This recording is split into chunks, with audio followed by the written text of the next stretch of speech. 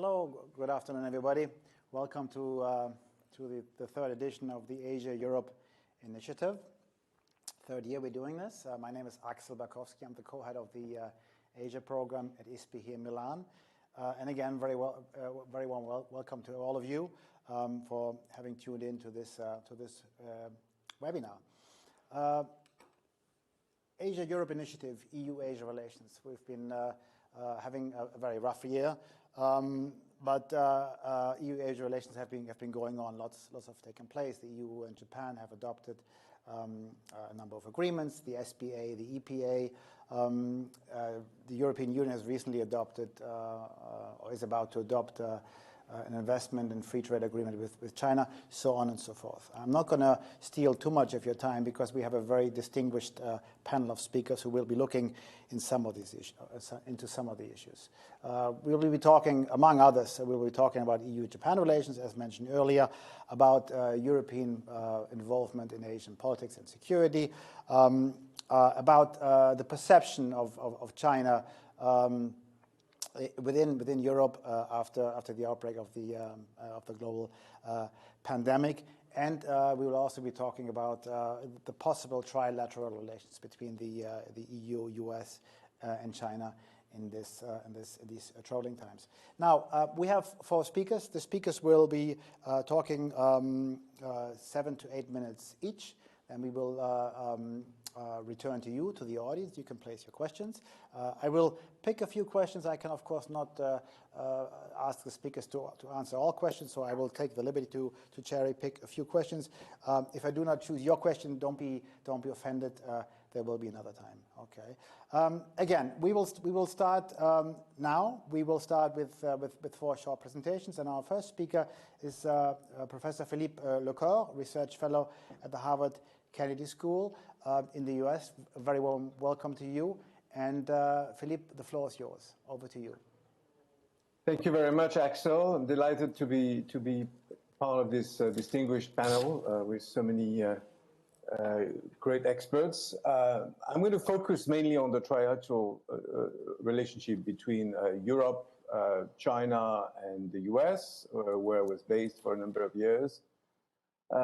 So thank you to ISPI for having us today. Basically, I want to say that after a year of turmoil, the EU is at crossroads. Brexit finally took place. The United States just ended 4 miserable years under Donald Trump. China is triumphantly opening its NPC session tomorrow, declaring the East has risen. And Europe is facing a leadership crisis with the upcoming German election and the retirement of Angela Merkel, although I hold high hopes for Emmanuel Macron and Mario Draghi, especially if they get re-elected. The Biden administration has made China the top of its foreign policy priorities. Due to the short electoral window between now, between now and the midterm elections in the US will not make many concessions to Beijing, which in return has made Washington its prime enemy, literally, in the fields of diplomacy, technology, economics, and defense. Ideologically, the CCP will be having its 100th anniversary in July, and the 20th Party Congress the following year. The big question for the EU is as follows. Which side do we want to be on? Are we willing to join a coalition of democracies that would include the US, Australia, Japan, the UK, maybe Canada and South Korea? Or are we happy to play a balancing act between the 2 current superpowers, the United States and China?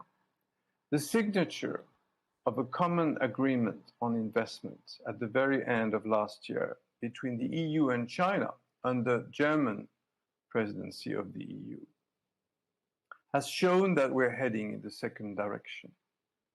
Under the pressure of our industrial businesses, especially those who have a presence in China already, automotive, chemicals, and so on, the EU has sacrificed some of its principles in this deal. But on this, I would add two things. First, the deal is not a foregone conclusion. There will be many debates before it's ratified by the European Parliament. And national parliaments will have to be included as well in many discussions. A lot of MEPs have already said they will not vote for this current deal. Secondly, several mid-level EU officials have stressed that the CAI, as we call it, is indeed part of a toolbox, which includes investment screening mechanism, white paper on foreign subsidies, and a set of mitigating measures on 5G.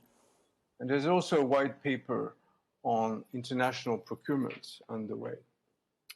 EU-China topics to be addressed would include climate change, biodiversity, the rule of law, trade and reform of the World Trade Organization, and trade in general, the Iran deal and proliferation, and so on and so forth.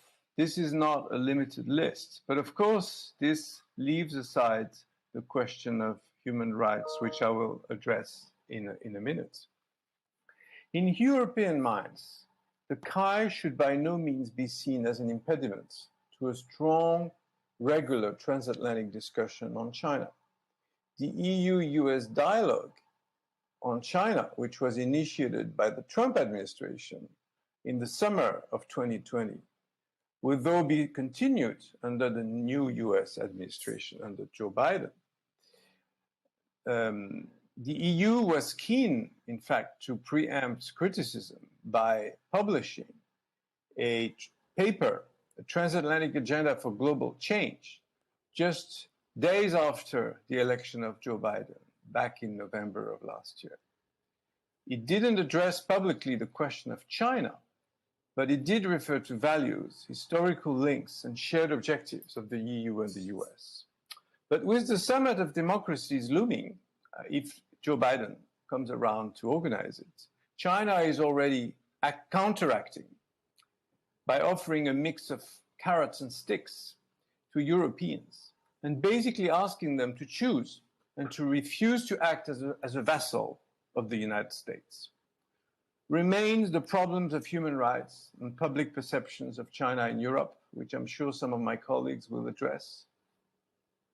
On January 6, days after CAI was signed, 53 pro-democracy activists were arrested in Hong Kong, 47 more this week, just a couple of days ago, all under the national security law of Hong Kong. And I'm not sure what Europe is prepared to do on this. Secondly, the Uyghurs, the question of the Uyghur minority in Xinjiang, which Europe has had many debates on, but also has not come around to do much besides talking. So what can the EU do? Unlike the US, the EU's hard power cannot compete with a rising China, which is expanding its strategic influence in the Pacific and other continents. Europe's soft power is relevant, but insufficient. What the EU can push for is the defense of its liberal democratic values and the rule of law, in addition to its unique 450 million consumer markets.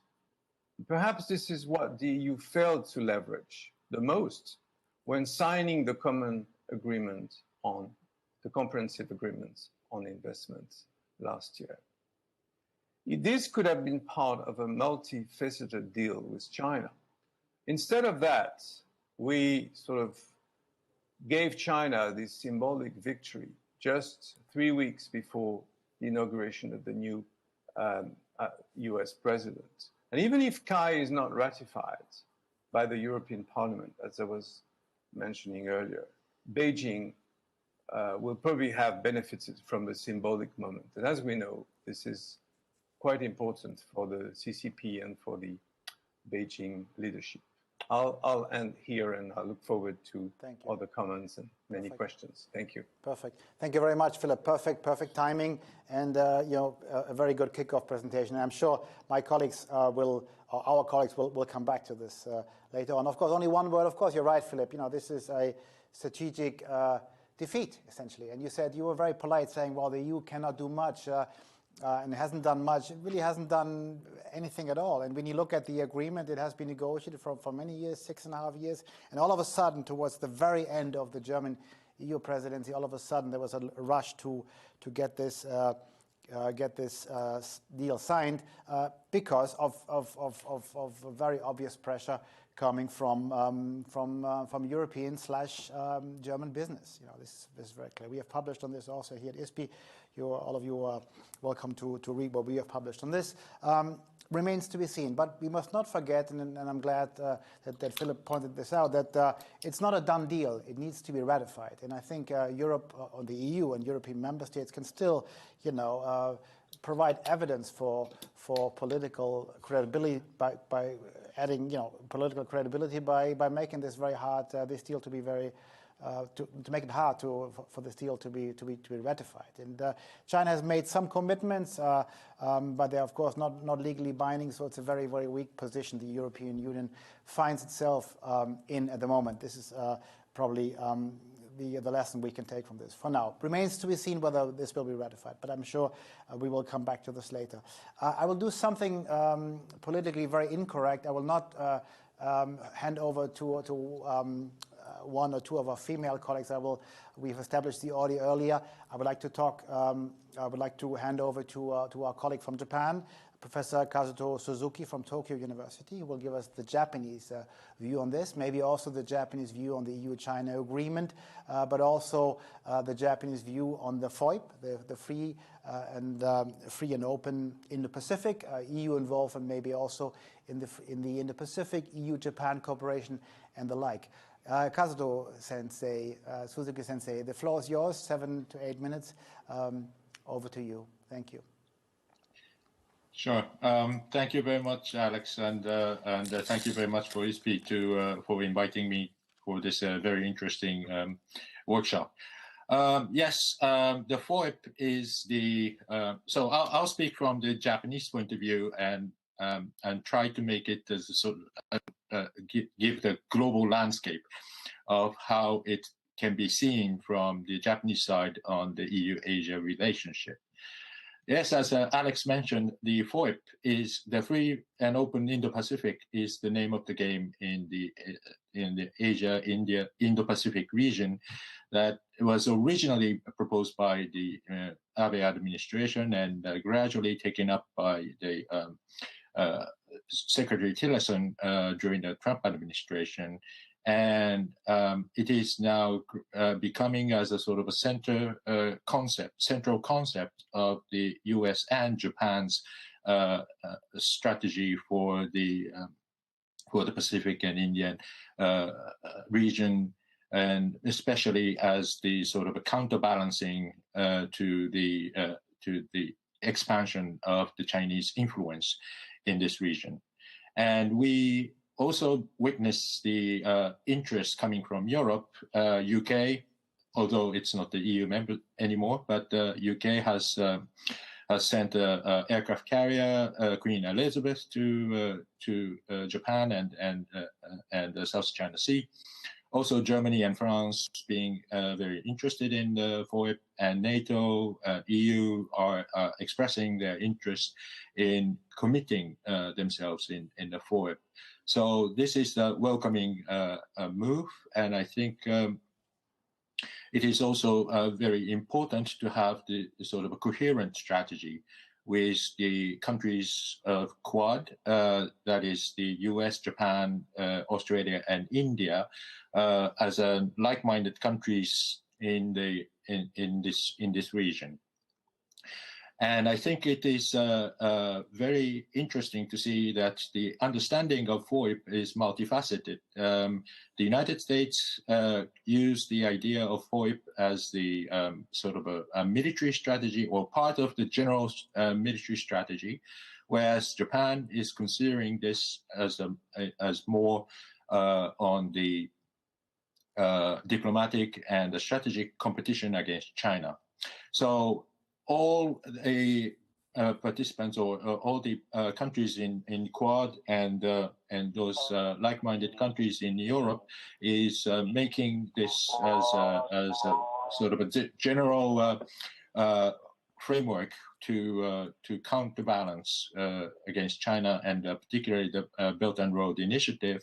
But I think this is one of the area where that Japan and EU or Europe can work together. The second point I'd like to mention is I think Philip has mentioned about the human rights issue, the global coalition against authoritarianism and global coalition against the use of force to change the status quo is necessary, and I think the Europe is going to be a very strong partner from a Japanese point of view. So it is a little unfortunate to hear that the Europe is only talking and not acting, but I think the recent interest of UK and other European countries in for the Indo-Pacific region seems to be a response to the Chinese aggressive actions in Hong Kong and Xinjiang province, etc., etc. So I think this is the sort of a moment where Japan and Europe can work together to give a pressure on China. Nevertheless, I think Philip was right that there is always the trade-off relationship with having a very strong stance on China, and also there is economic interest with regard to China. But I think from the Japanese perspective, these two can coexist. The Japan and China maintains a very deep, integrated, interdependent relationship.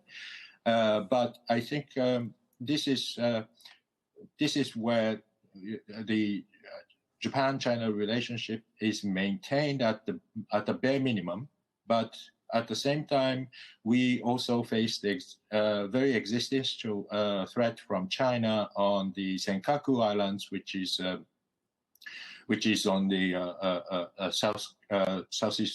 southwest coast of Japan, and those islands are currently currently controlled by Japan, but China claims its sovereignty. So this has been the very main contentious issues and hotspot between Japan and China. And also there is a question of the Taiwan issue, and Japan and US are strongly committing to support Taiwan's position and make sure that the mainland China is not going to put this issue on Taiwan, the Taiwan Strait issue, to the military conflict. So we need to have a very careful balancing act, but at the same time, we cannot just simply give up or concede to this economic interest for these strategic importance. So finally, I like to talk about this economics issues. There are lots of discussion during the Trump administration about decoupling, and the decoupling seems to be a sort of a very rhetorical way of separating the economies between China and US. But in fact, the US trade deficit is increasing during the against China during the Trump administration, and I think the economic interdependence cannot be denied. So what I'm proposing is to separate the strategic commodities or strategic trade and the normal commodity trade. The strategic trade includes the sensitive technologies such as emerging technologies, artificial intelligence, quantum computing, robotics, high-grade material, etc., etc. So these are the important elements which may contribute to the strengthening of the Chinese military capabilities, and also it is the question of getting to who's going to define the standard the new technology. And I think Japan, US, and Europe are still have the supremacy on these new technologies.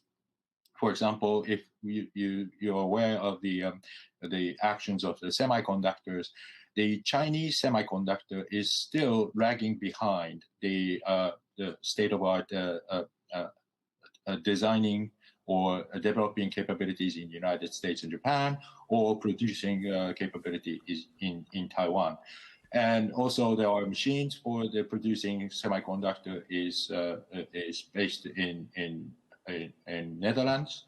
So I think the coalition between US, Japan, and Europe is extremely important for setting up the technical standards and make sure that the Chinese commodities is not going to dominate the global market. So I'll stop here. Thank you. Thank you. Thank you very much, Suzuki-sensei. Also, you perfect timing. Thank you very much. You know, if one is in favor of deterring China, of checking on China or containing China, this was a good news presentation.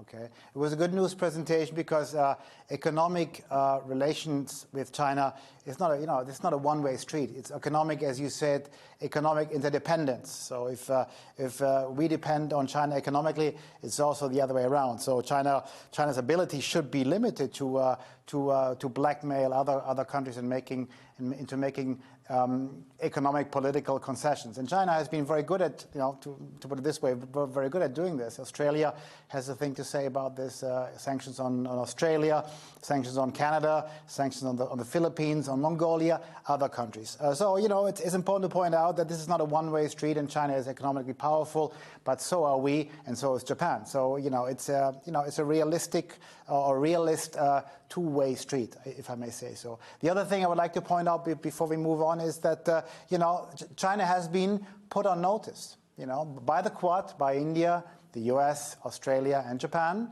Quadrilateral Security Cooperation. And we have heard, and maybe we can talk about this a little later, the Germans have adopted a policy plan for the Indo-Pacific. The Dutch have done this. The French have done this, of course. French is, of course, is a resident power. So there is some resistance against Chinese very obvious territorial expansionism, be it in the South China Sea, which is very obvious. I mean, we all know that China is building military bases on disputed islands in the South China Sea, and China is challenging Japanese territorial integrity in the East China Sea, in islands that have de facto belonged to Japan, and I'm not making this up, this is history, have belonged to Japan since 1895. So there's some resistance against Chinese territorial expansionism, and maybe also some hope at the end of this, China pressure tunnel.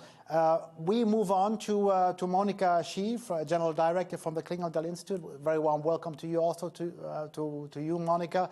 The floor is yours. We will be talking about EU-Asia relations again, European involvement in the Indo-Pacific, and we're very much looking forward to hearing what you have to say on those issues. Over to you.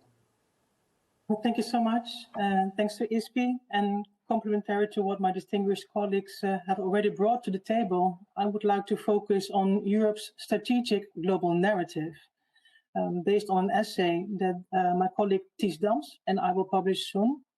And our main thesis is that European leaders should more actively engage with the stories that they tell and are being told about Europe's place in the world and its strategic relations with Asia.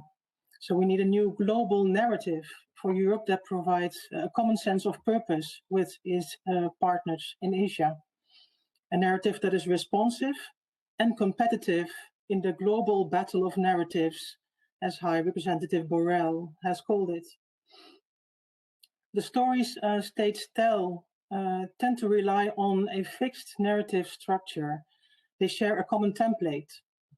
So let me briefly deal with the 5 key elements of powerful narratives. Firstly, narratives start from the recognition of people's aspiration and grievances. So, for instance, in 2014, President Xi Jinping, in his famous China Dream speech at the exhibition The Road to Rejuvenation at the National Museum in Beijing, He said, in the old days, the Chinese people went through hardships as grueling as storming an iron wall pass. Its sufferings and sacrifices were rarely seen in the history of the world. Now contrast this with the EU narratives. The EU tends to skip grievances. It also fails to address the fact that in some Asian narratives of political identity, current problems and conflicts are intertwined with historic grievances to which Europe was an active contributor. So the EU usually jumps to shared policy challenges and that demand common policies, but a policy problem and a policy that's something else than a powerful story. So very little is known of how different societies in Asia view the European Union. The few studies that we have are elite-focused.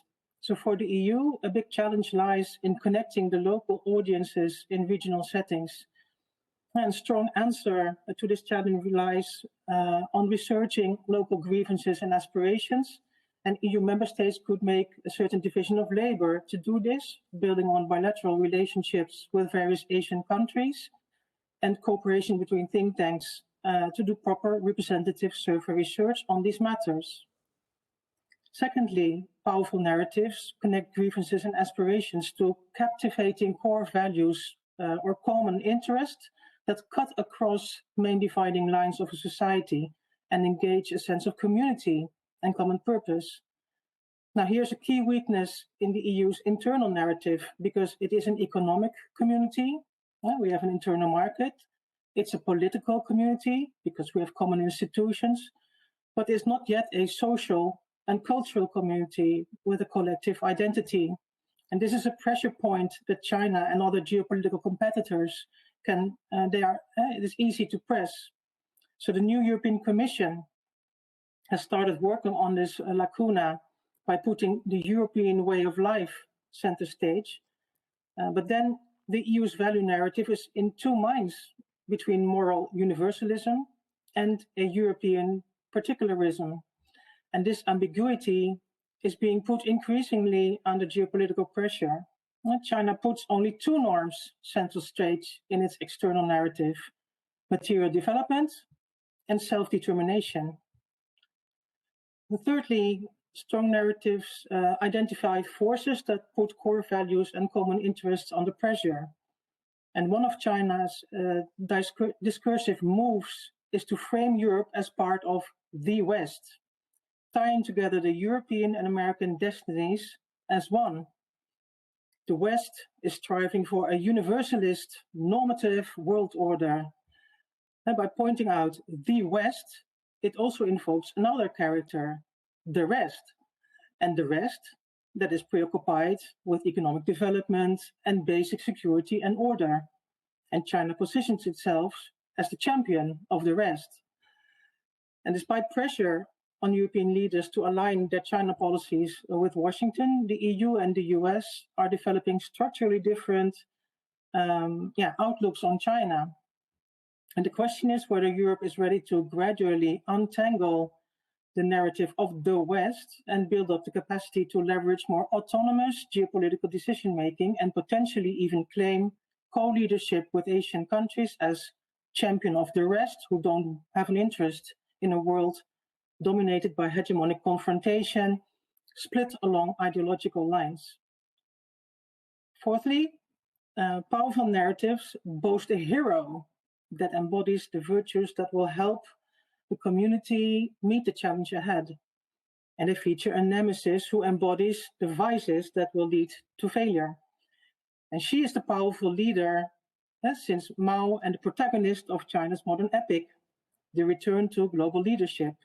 And Europe, on the contrary, will not have a personification of its grand narrative to rival Xi in the near future. Its great strength, however, is that any member state can potentially use its narrative power to voice and thereby shape the European story. And Macron shows this can be done.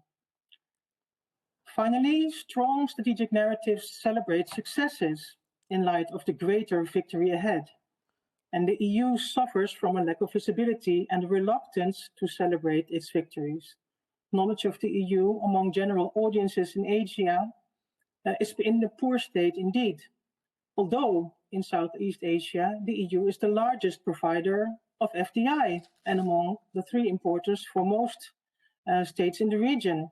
And according to the last State of Southeast Asia survey, when asked which state or bloc was most trusted to champion global free trade, the EU came in second, only to Japan, leaving the US and China far behind.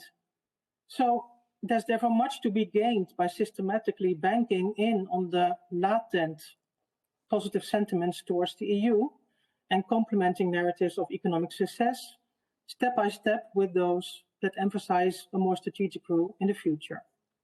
Concluding, a more strategic European narrative means a more empathetic and research-driven communication strategy that Asian and European think tanks could inform by survey research and civil society dialogues. And to this end, historic and current ties between member states and Asian countries can be pulled. In unison, then, European thought leadership has to reconceptualize and instrumentalize the fundamental power narrative bears in our age. Thank you so much. Thank you. Thank you very much, Monica. Okay, a lot of food for thought here as well, and we will come back to you, of course, and there will be questions, of course, addressed to you later on. I think we can be sure of this.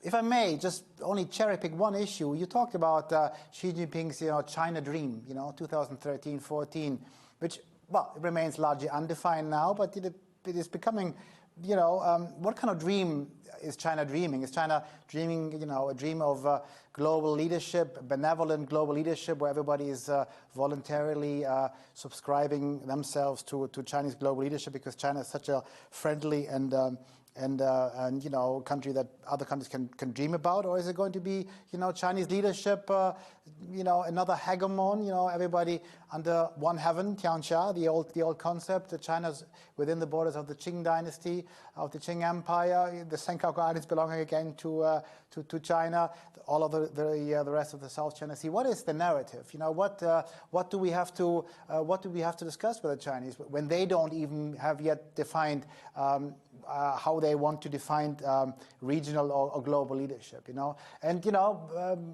And if I may get back to the policy level on the ground, what is taking place in the South China Sea in particular, territorial expansionism is not looking very good.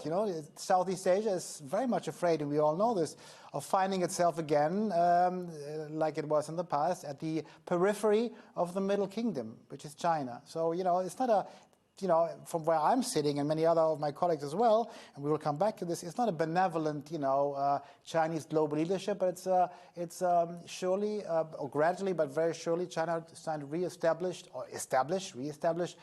global political hegemony. Well, we'll come back to this, and I just want to put this on the table. Last but not least, our colleague tuning in from Berlin, Janka Oertel, the director of the Asia program of the European Council on Foreign Relations, and she will be talking, among others, about that's going to be very interesting as well, about the perception of China in Europe, in the European Union, after the outbreak of the global pandemic. But I'm sure she has many other things to say, and I will stop talking now and hand over to Janka. Janka, the floor is yours. Thank you, Axel, and I hope you can hear me. That's yes. The biggest concern that I'm having, because I've had the worst connectivity and audio issues, I think, since the beginning of the COVID crisis. So I'm glad it's working. That's good. So yes, indeed. I think we should start out this conversation of what COVID has done and how it has reshaped the relationship of Europe with Asia a bit by looking at what it has done to the perception of China. The virus is connected to China, and whereas a lot of the other developments over the last 2 years have not really changed the public perception of China. They have changed kind of the elite perception of China in Europe quite a bit. The COVID crisis definitely has put China on the map for Europeans, from Denmark to Portugal and from the Czech Republic to the UK. I mean, it has become a real issue for debate. It has had, however, a very interesting different effect. on how kind of China's policies during the crisis have landed in Europe. In some places in Italy, there was a much more, for example, a much more positive response to the early days of the crisis than in other places, for example, in France or in Germany or in the Nordic countries. So I think what we are seeing here is that the fact that China has kind of put itself on the map could have been a huge opportunity as well. China could have had the opportunity of really scoring points in Europe, of really at a moment where the US was terribly failing at countering the pandemic, of really showing global leadership, of showing its kind of the way it wants to perceive itself and wants to be perceived in the world. But that hasn't really worked. And I think now, kind of a year into the crisis, we can definitely say that China has not cashed in on what it could have been a diplomatic victory. Instead, all over Europe, suspicions about Chinese intentions, wariness about Chinese policies is on the rise. One of the big issues has been the supply chain question, the supply of medical equipment, but also the overarching question that until the COVID crisis was one of kind of elite industrial conversations of how do supply chains of the future, how should they look like? They have now become quite public conversation on what kind of strategic industry needs to be in Europe, what kind of reshoring does need to take place, does any need to take place at all, what kind of new alliances need to emerge. And this is all kind of a result of this kind of growing suspicion, of this growing problematic understanding of China in Europe. And I think that has quite had an impact on how policy discussions have then evolved. One of the most interesting kind of consequences of this changing perception of China has been the publication of the Indo-Pacific strategies in various European countries. We have all three represented here. So the Netherlands have a Indo-Pacific strategy. France has been the first one going forward with its Indo-Pacific strategy, and the Germans have also cut up with something that is not called strategy because we don't do strategy so well in Berlin. We call it guidelines. That sounds much more German for us. But it's the same thing. We have defined a different kind of approach to the region. And that's quite interesting because one could interpret this as a shift away from China. Is this the real push towards diversification, especially for Germany? This would be a massive step. But is this really a shift away from China, or is this sort of still in between? I would argue it's not really a shift away from China at all.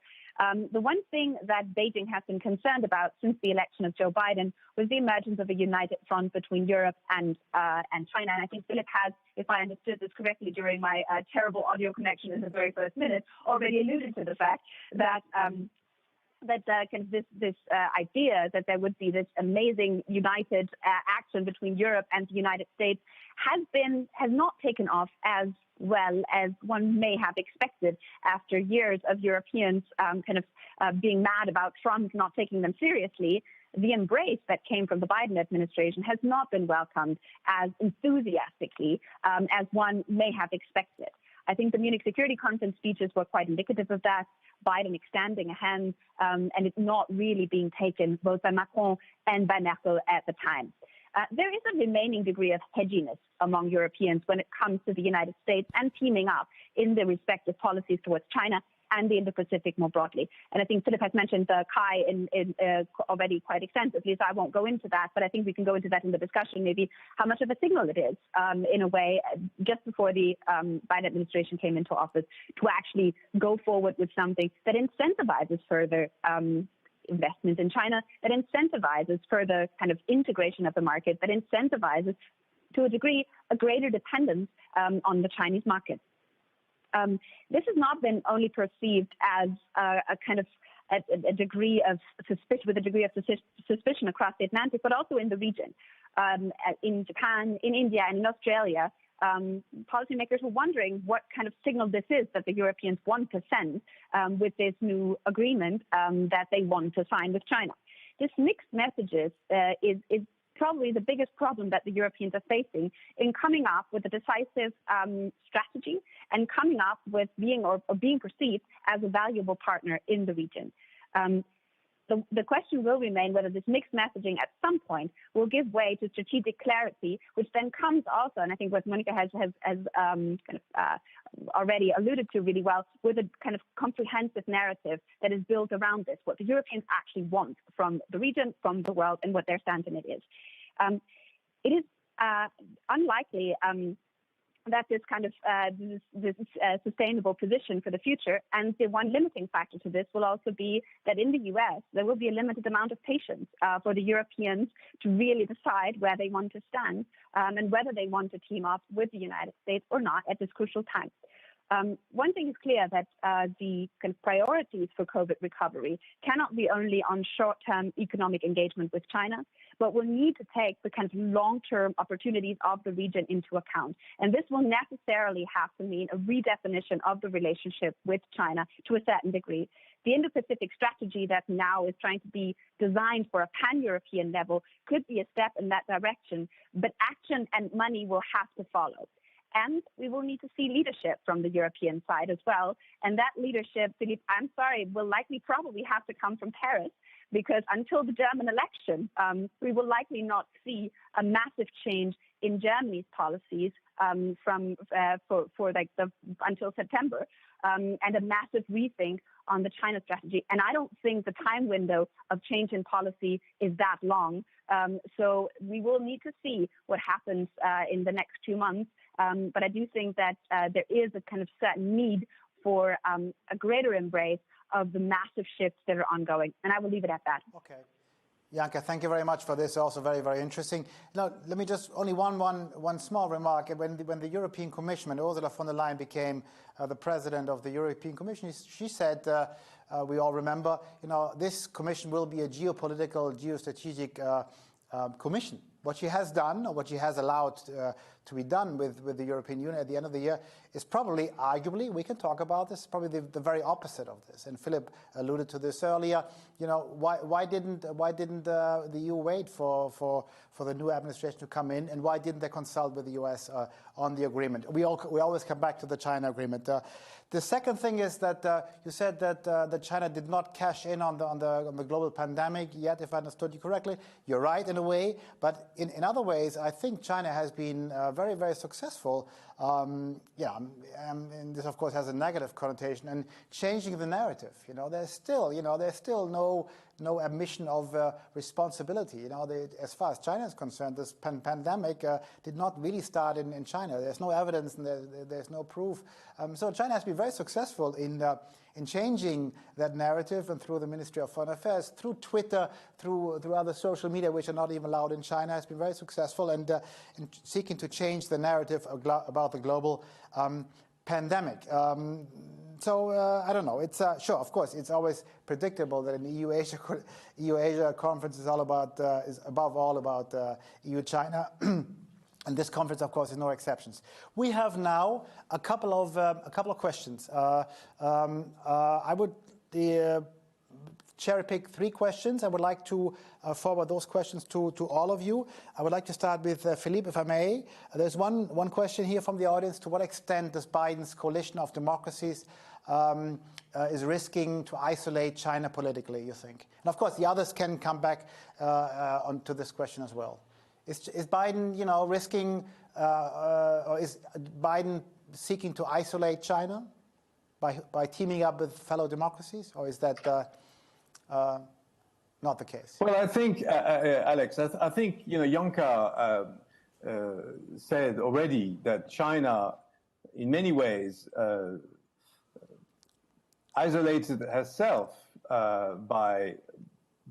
through her certain behaviors during the past year, and will continue to do so, as I said earlier, with the various anniversaries coming up and very important political moments.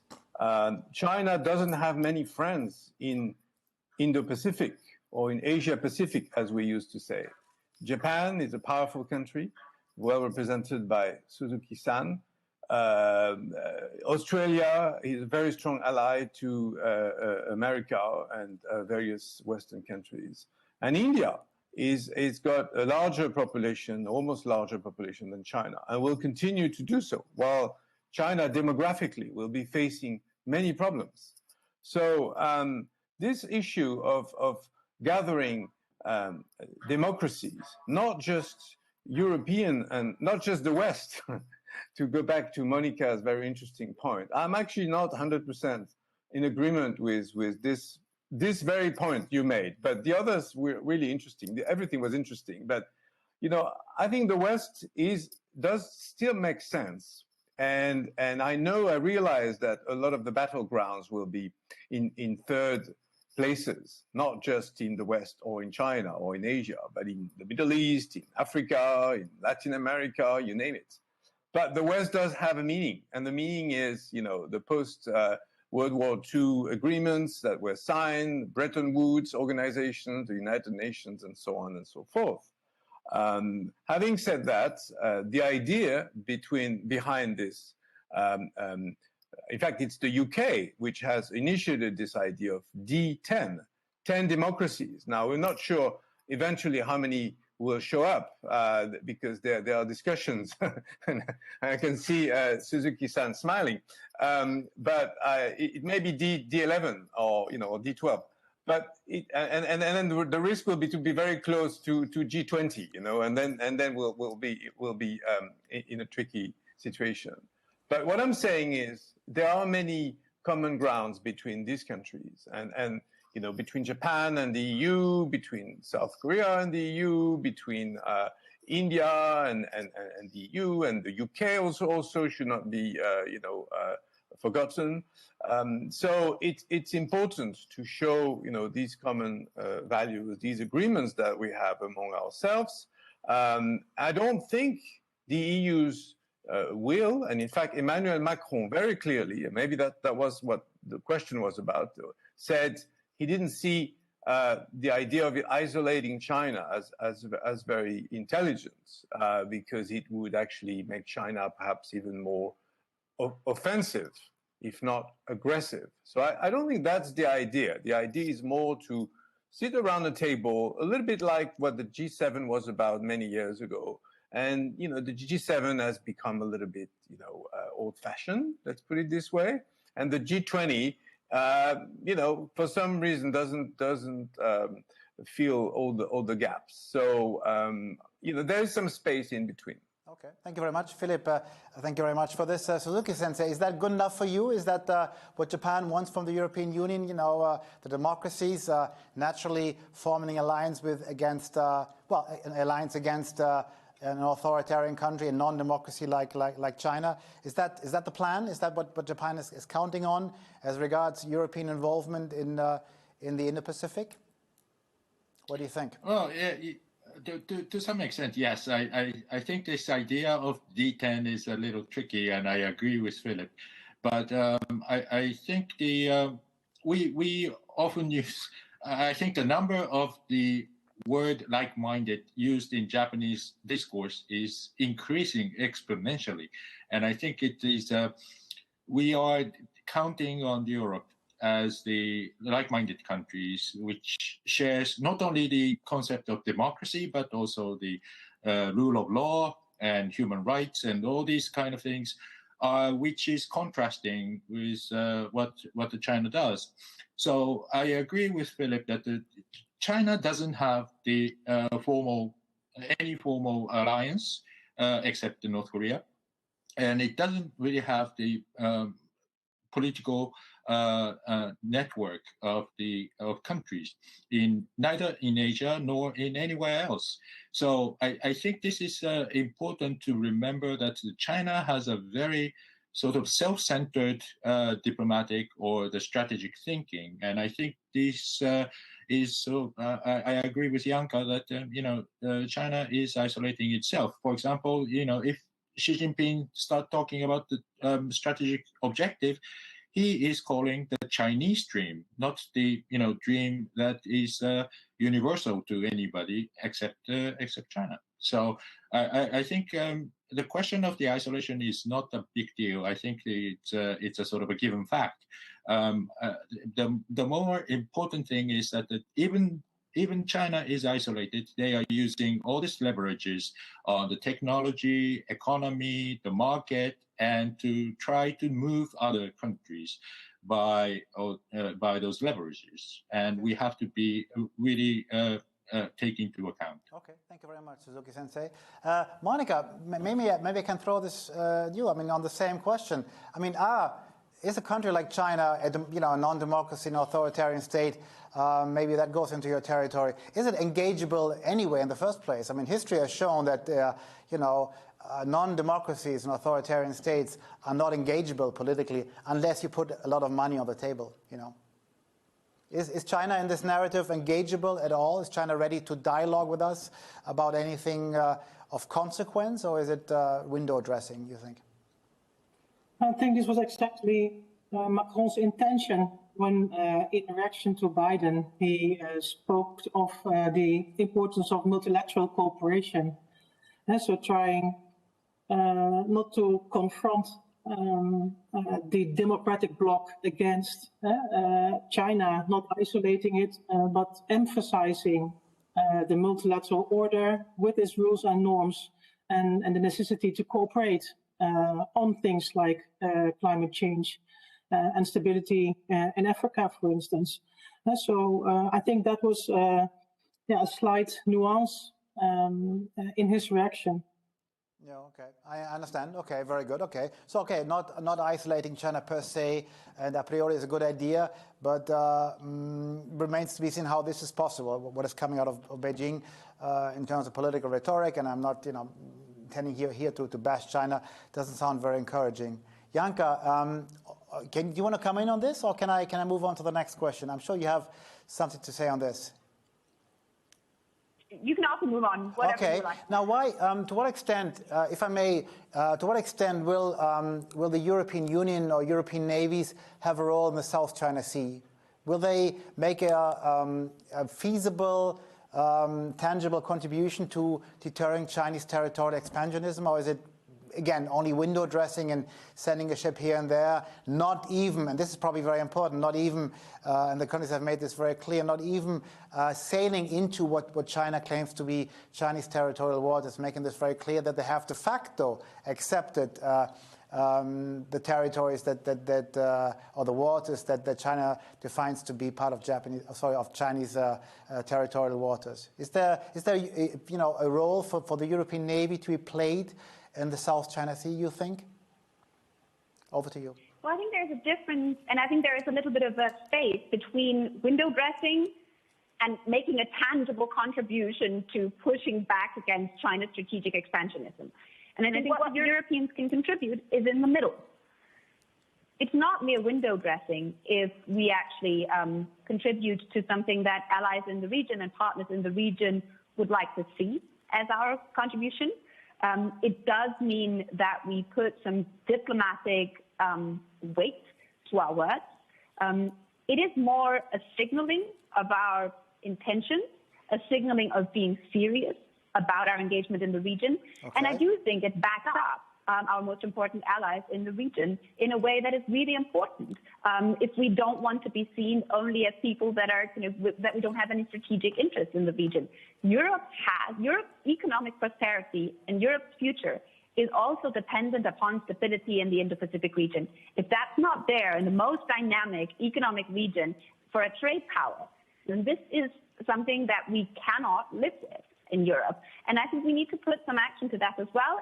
And our military presence in the region will just be one element of that. Okay. Our diplomatic presence at many of the kind of other events that are taking place, at summits, etc., will be just as important as well. Yeah. Okay. That sounds very good. That sounds very good. But on the ground, maybe Philippe, on the ground, what is taking place? I mean, the U.S. has been asking others to join the U.S. now again, under Biden. Maybe Trump, 4 years of the big nothingness in terms of U.S. foreign policies in Asia. But the U.S. have been asking others to join freedom of navigation operations in the South China Sea.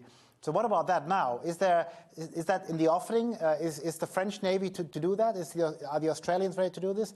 Is Japan ready to join freedom of navigation operations in territorial waters that China claims to be part of Chinese territorial waters? Is there any tangible progress from a European? So from a French point of view, I mean, there's a very close relationship between the French Navy and the Australian Navy, the US Navy, and this is really a close cooperation. The Japanese Navy, The presence of the French Navy in the Pacific is well known, and the territorial presence, the fact there are close to 2 million French citizens living in the region. There are Navy bases, in different parts of the Indo-Pacific region, not just the Pacific, but also the Indian Ocean. Show that France is really committed. And in fact, some of its ships have been cruising in various parts of the South China Sea and will continue to do so. So there will continue to be joint exercises. And I believe the UK and Germany will also continue. Germany will be sending a ship pretty soon. The problem is the capabilities, of course, as Janka alluded to, are not enough. And France is a medium-sized country with a presence not just in the Indo-Pacific, but also in Africa, in the Middle East, and in other parts of the world. And we have other issues to handle. So I think there will be more shows of strength, if you want, and certainly from the French side and somewhat the British side. But Britain is, of course, having to handle its Brexit and many other issues, including the pandemic, like pretty much everybody. So I'm confident that there will be a strengthening of cooperation between militaries of all the countries I've mentioned. Of course. Well, okay, fair enough. Again, fair enough. Sounds all very good. But is Europe and is Japan also? Maybe we can go to Janka first and then move on to Suzuki-sensei. Are these countries prepared for Chinese economic retaliation? Let's say there will be freedom of navigation operation, with the Japanese Navy, which is perfectly able to assign resources to such a mission, and the French or the Germans. Are we ready for Chinese economic retaliation and blackmail, Janka? What about Germany? Are we thinking about? We haven't been. Yeah. Go ahead. We haven't been really ready for thinking about Chinese economic retaliation in Berlin very much, as the Huawei 5G conversation has demonstrated very vividly, I would say. I do not think that necessarily the response to German freedom of navigation operations in the South China Sea would be economic retaliation from China. It doesn't seem to me a logical link. Also, we have to be very careful in what kind of economic retaliation would actually make sense. I think we're very worried in Germany about this kind of economic retaliation. What we actually haven't fully thought through that this is going to be relatively difficult to pull off for China.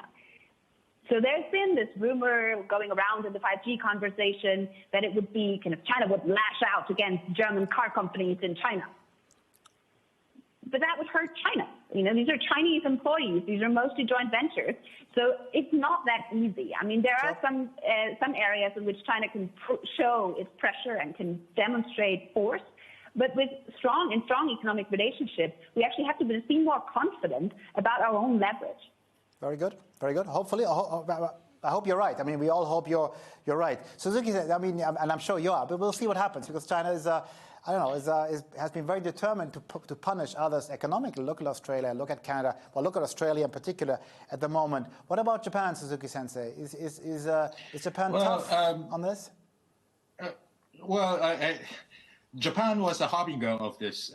In 2010, there was a sort of a clash of the Japanese Coast Guard and the Chinese fishing vessel, and there was a sort of a strategic conflict in 2010, and then China has prohibited exporting the rare earth to Japan, and which was a very important strategic material for building hybrid cars.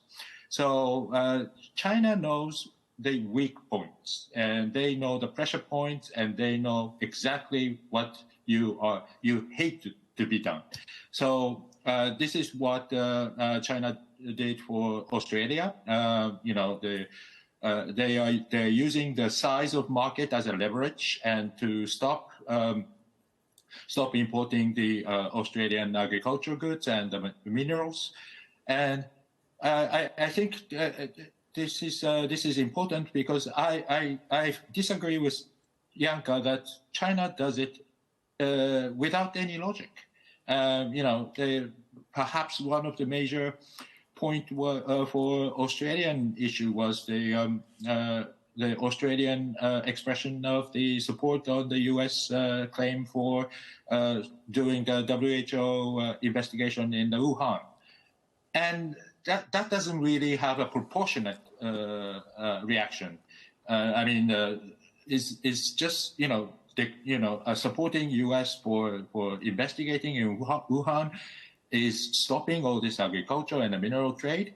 That doesn't really make sense, but China does so. And, just to capture the one fishing boat in Senkaku Islands, and then stopping all the exports of the rare earth, that doesn't make sense. But China does so as economic retaliation. So this economic coercion, they know the leverage, and they do everything they can to reverse the political position.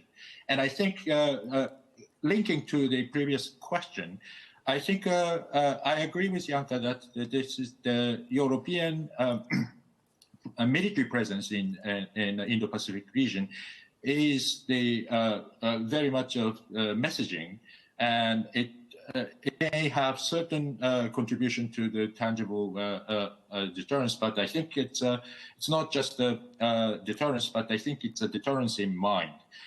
China may think that the European presence will put more pressure, international pressure on China, and China being feel very sort of isolated. I mean, again, they know that they are isolated, but they are under pressure, and in order to respond to this pressure, they may take something that doesn't really seems logical, but they may take certain actions and use those leverages. Okay. Well, okay. I hope you're wrong. I mean, that doesn't sound very promising, but I would agree with you. There's a danger. Monica, do you want to come in on this? Yeah, go ahead, please. Yeah. Look. Thanks so much. What strikes me is that the debate that is going on in the Netherlands is really as if we are in the driving seat. So we are discussing to become more strategically autonomous, that we might contemplate boycotts,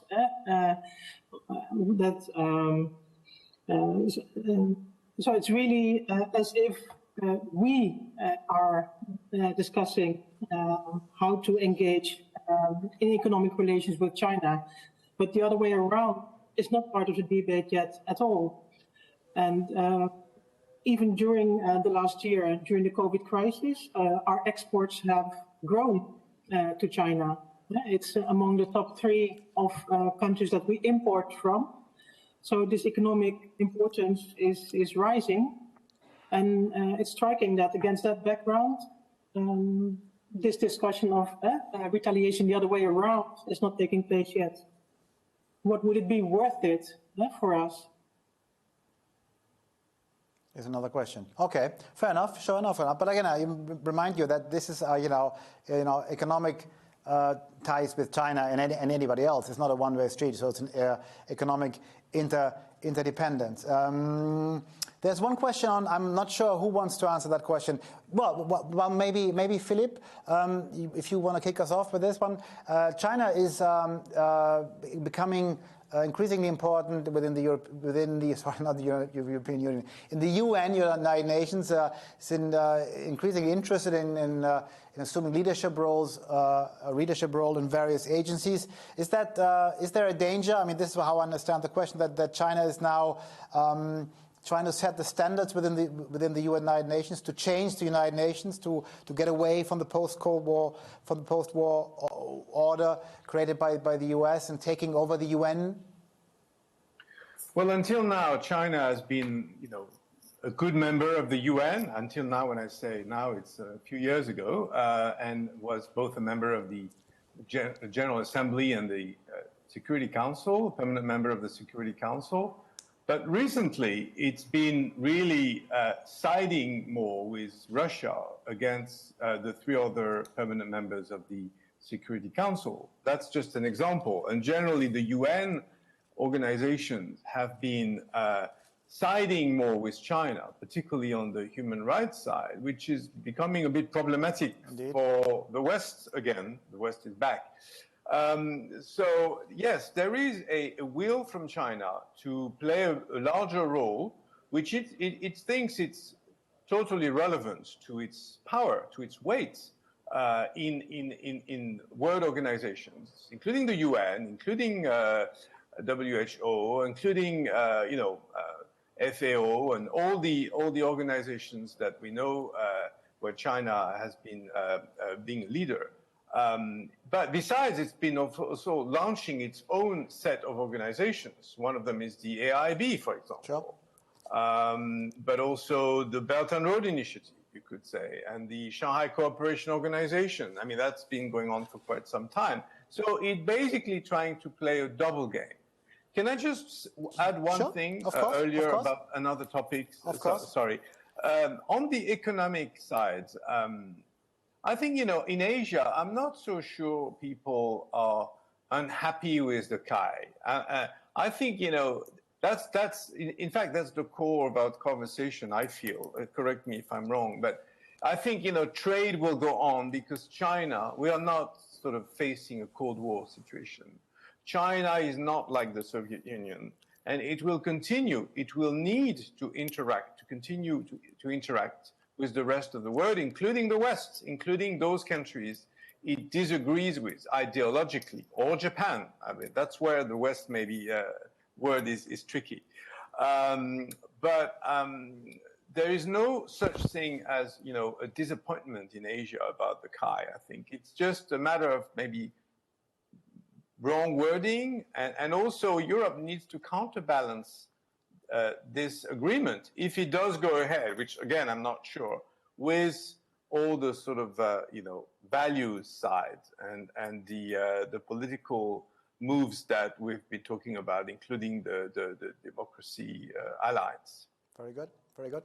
Suzuki-san, before I hand over to Janka again, because I'm sure you have something else to say, before I forget, the Belt and Road Initiative has been mentioned, as the grand Chinese global investment policy or strategy. When you talk about, we haven't talked about EU-Japan and the quality infrastructure and the agreements that the Europeans have adopted with the Japanese to counter, the Chinese Belt and Road Initiative. How much power do these agreements have? How much actual EU-Japan quality infrastructure development will there be on the ground in Asia, Africa, and elsewhere? What is the latest? Are you hopeful there? Well, the latest is the Chinese Belt and Road Initiative is collapsing because there were lots of pledges and pledges of investment in Africa, many countries in Southeast Asia. But for example, if you take the high-speed railroad in Indonesia, there are lots of discussion about the sort of cheap bargaining by Chinese constructors, but eventually there's nothing happening. And I think issues with regard to the sort of a debt trap, that most of the Belt and Road Initiative are done by the debt by the recipient countries. So issues with regard to the ports in Sri Lanka and various other countries in Africa, that there is a sort of a concerns that the China may take those infrastructure as the assets for them as a mortgage. So that's one of the problems, that the BRI is not exactly successfully attracting those countries in the African continent and Latin American continent and Southeast Asia.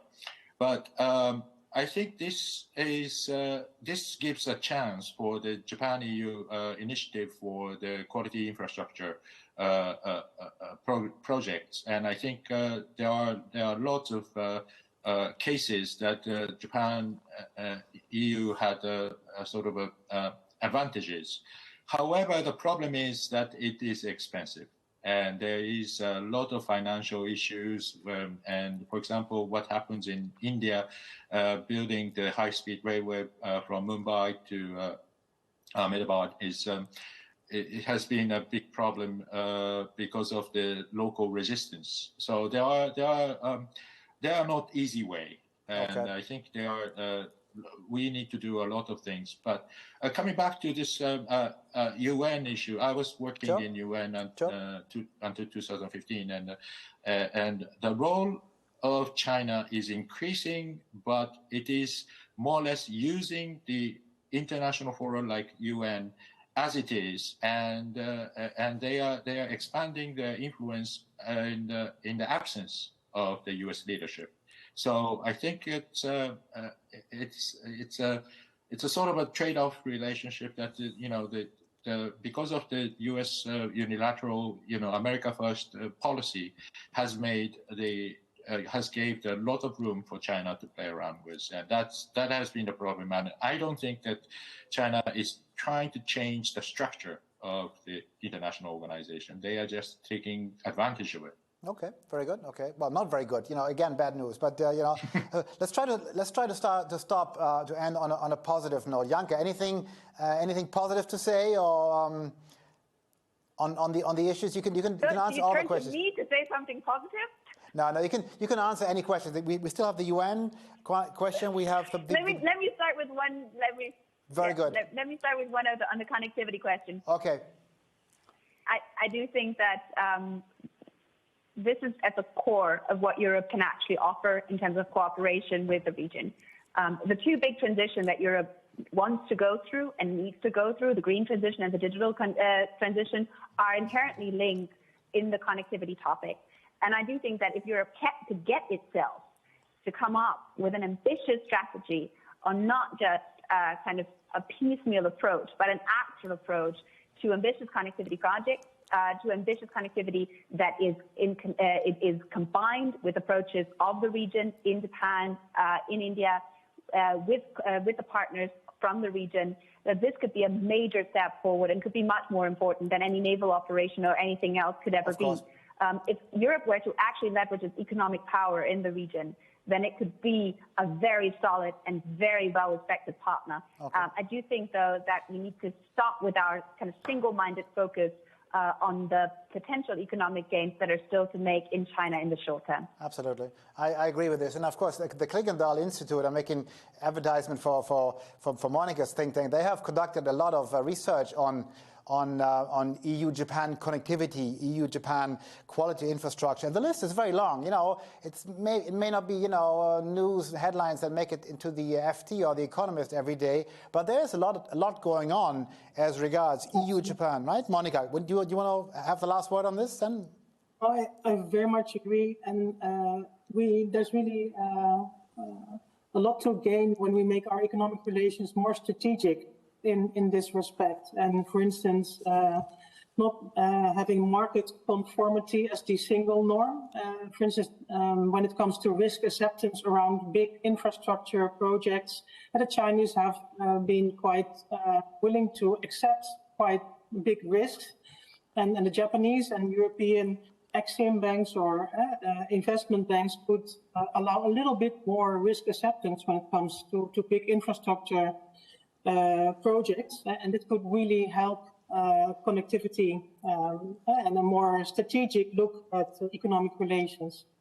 Absolutely. And of course, if I may, then I have the last word. Of course, even there have been discussions between China and Japan. Whether Japan wants on an ad hoc basis contribute to Chinese BRI projects. And I've been talking to a couple of Chinese contractors on the ground, and they say, well, they will be very happy to cooperate with Japanese contractors because the Japanese know how to make money on the ground, because they have been doing this for decades, right? So the Japanese contribution to the potential Japanese contributions that have been discussed also on a political level, when Abe was still prime minister, it's also a possibility, I think. I think, on the ground, of course, in reality, it's not yet taking place. If there's nothing else, I think we have reached the end of this this very interesting conference. I would like to thank all of you, Janka, Monica, Philippe, and Suzuki-sensei, Kazuto-san, for having us enlightened on the various questions on EU-Asia relations and all the issues we talked about. Of course, the focus was, as usual, and typically on China. And of course, a big thank you also to our audience. I hope I was able to pick up a few interesting questions. There are many more questions, and of course, but the time is limited. And I'm looking forward to seeing you, all of you again in the near future. Maybe next time, really in person in Milan and not online. Hopefully, this will materialize. Or this is able to materialize sometime later this year. Again, thank you very much to all of you, and enjoy the rest of the day, and Suzuki-sensei the rest of your night, because it's very late in Japan. And see you next time, and stay tuned. Thank you very much to all of you. Goodbye. All right, thank you. Thank you. Bye-bye. Bye-bye. Bye-bye.